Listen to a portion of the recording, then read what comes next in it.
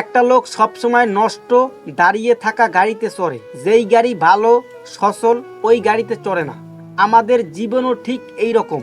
যতক্ষণ তুমি শিখতাছো, জানতাছো, পুরোপুরি দমে তুমি অ্যাক্টিভ, ততক্ষণ নেগেটিভ ডিপ্রেশন তোমার কাছে আসতেও পারবে না, তোমাকে ছুঁইতেও পারবে না। আর যখনই ধরে নিয়ে হাত গুটিয়ে বসে থাকো, সুযোগ ভালো সময় আসবে এইটা ভেবে, ঠিক তখনই ওভার থিঙ্কিং এর স্রোত তোমার মাথায় আসতে থাকে। মনে রাখবা, একটা ফ্যান যতক্ষণ চলতে থাকে ততক্ষণ কিন্তু ওই ফ্যানে ধুলো জমে না, কিন্তু যখনই দীর্ঘ সময় ওই ফ্যানটা বন্ধ থাকে তখনই ধুলোতে ওই ফ্যানটাকে আর চেনা যায় না। তাই জীবনে সত্যি যদি আগাতে চাও, ভালো কিছু করতে চাও, ভালো একটা লাইফ লিড করতে চাও, সুন্দর মতো থাকতে চাও, তাহলে ভাই কখনোই থামা যাবে না, একেবারে চলতে হবে।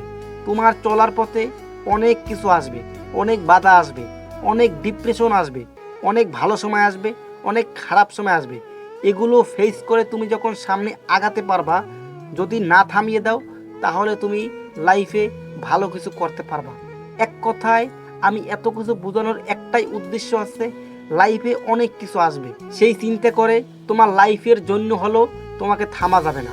যেই টার্গেট রাখবা, যেই লক্ষ্য নির্ধারণ করবা, সেই লক্ষ্য সাকসেসফুল না হওয়া পর্যন্ত থামা যাবে না।